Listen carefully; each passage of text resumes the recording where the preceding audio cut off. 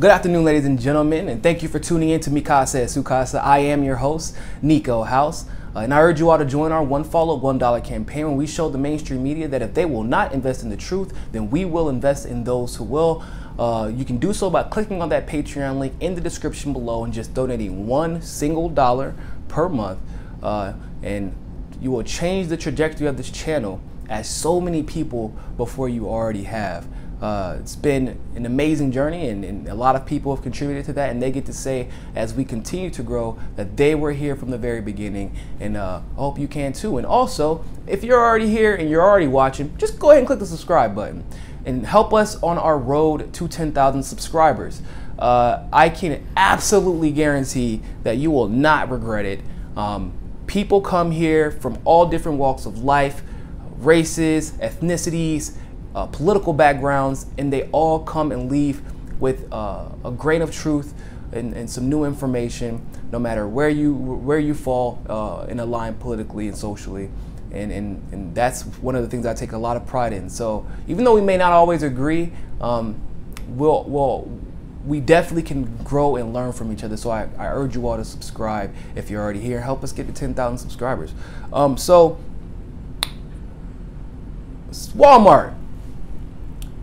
Walmart just decided to pat itself all over the back yesterday. Yeah, oh, we're such good Samaritans. I mean, look, clearly we care about our employees. We've heard your calls, Fight for 15, and we want to reward you.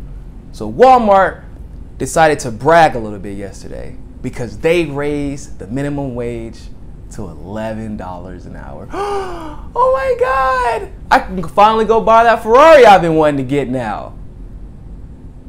I can pay off my student debt now. I can buy that house now. You can't do any of those things with $11 an hour. Why? Because $11 an hour is still not a minimum, or excuse me, a livable wage, people. Not at all. Not even a little bit. It's not even close. You're still below the poverty line even if you work full time and make $11 an hour. But they were cheering. In Miami, or hell, almost all of South Florida, the lowest you're going to get paid almost anywhere is about $10 an hour. Most of the time it's closer to 11. And most of these places aren't Walmart. Even at a lot of fast food restaurants, you're not going to see lower than, and these people all have to have roommates still. These people are all on a food assistance still. So to pretend like $11 an hour is like a huge improvement.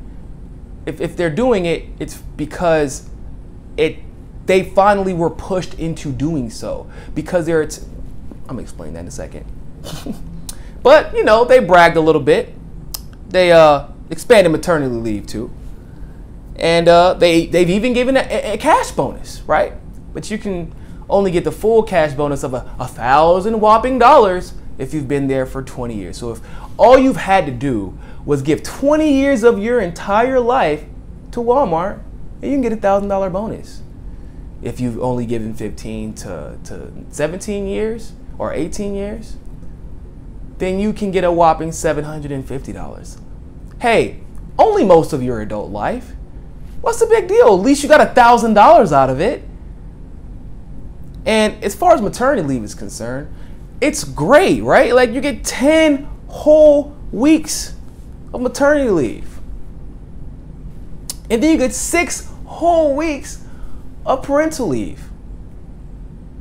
Because you know, after you have your baby, it only takes a month and a half for you to take care of it. You know, especially if you're a single mother. You know, but hey, they're like, you only need 6 weeks since you're getting $11 an hour. You can afford daycare now. With all that $11 an hour you get, you're on your way to becoming Donald Trump rich. But somewhere in Walmart right now is the next Oprah on that $11 an hour shit. Anyway, but by the way, small little caveat to that. All the leave options only apply to those who are full-time. And the way Walmart works is they can pretty much take you off of full-time whenever they want to.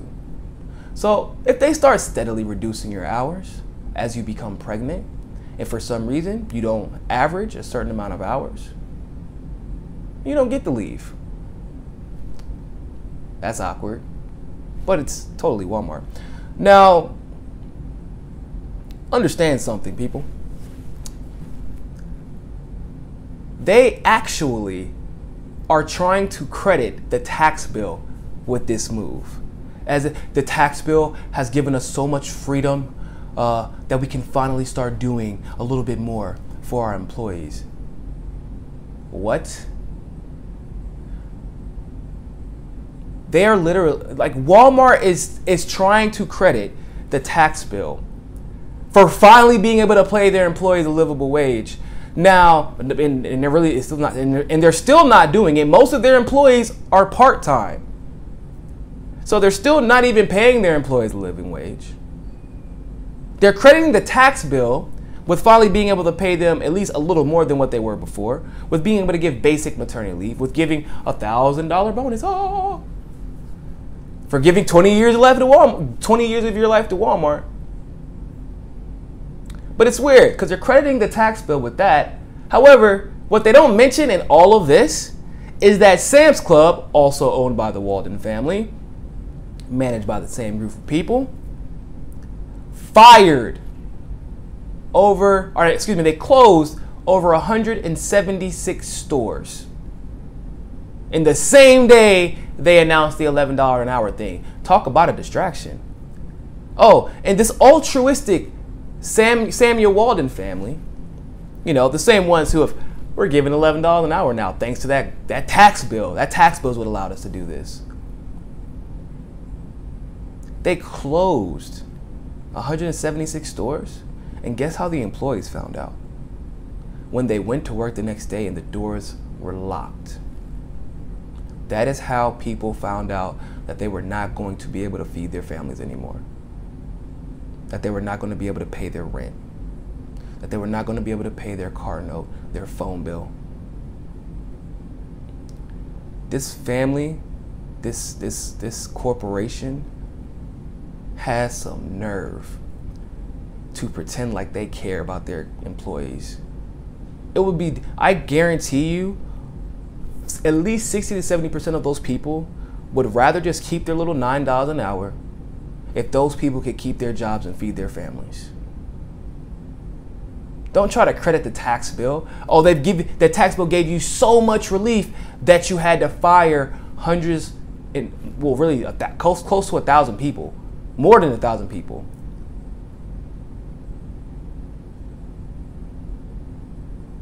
They gave you that much relief that you closed all of those stores, 176 stores. For Sam's Clubs, that's a lot. There's only like one Sam's Club, you know, per every 7 or 8 Walmarts in the area.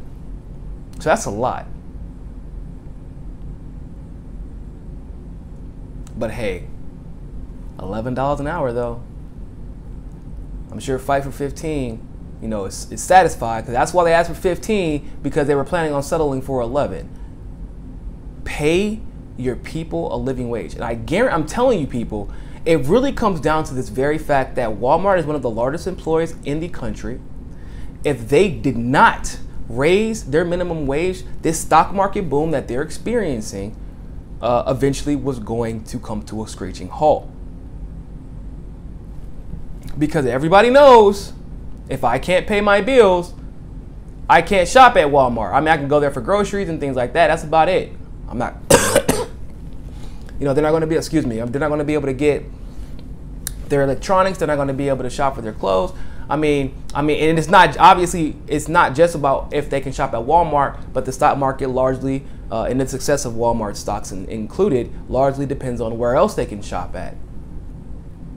But if like people like Walmart and McDonald's, etc., don't start paying their workers more, and they employ such a large part of our population, then it will eventually detrimentally affect what they can spend their money on, and therefore affecting the stock market and really directly affecting the profits of these major corporations. Because if I can work there, but I can't afford to shop there, that's a problem.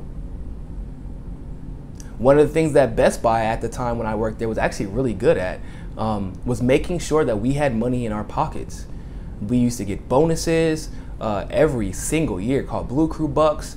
I as a high schooler in 2006 and 2007, my first wage was $8.25 for a 17, 18-year-old high schooler. That was a lot of money back then. That was a lot of money back then. Guess what? Because they knew where was I going to buy my TV at? Where was I going to buy my video games? Where was I going to buy my computer? Where was I going to buy my radio? Where was I going to buy my washer? Where was I going to buy my dryer? Where was I going to tell my friends to shop? Where were my friends going to shop just to come see me? So at the time, I was actually pretty impressed. I took it for granted. Well, actually, no, I didn't take it for granted. We loved working at Best Buy, only because of the relationship that we have with everybody, but also just because we had legitimate money for our age group. And the adults that were working there oftentimes stayed there for long periods of time. Very long time. Because they were getting steady raises every year. 3 to 5% raises in some cases. And that's a lot of money when you start getting to the 12, 13, 14. And then when you became a full-time worker at Best Buy, you were getting a full-time worker's wage. You were getting a pay increase. Some people would go from making $9 or $10 an hour to $14 or $15 an hour. But this was in 2008 and 2009. So that was a lot more money back then. Walmart has not learned from that model, which is why they cycle through people so quickly, and it becomes more expensive at that point to keep rehiring people than it is to just pay them a measly $11 an hour. It's about the bottom line. Don't let them convince you that this is some altruistic decision. They're evil. They're corrupt. I do not support Walmart in any way whatsoever. And you shouldn't either. Thank you all so much for watching, and always remember, ladies and gentlemen, find your balance. And don't forget, donate to that One Follow $1 campaign and help us on that road to 10,000 subscribers. Peace.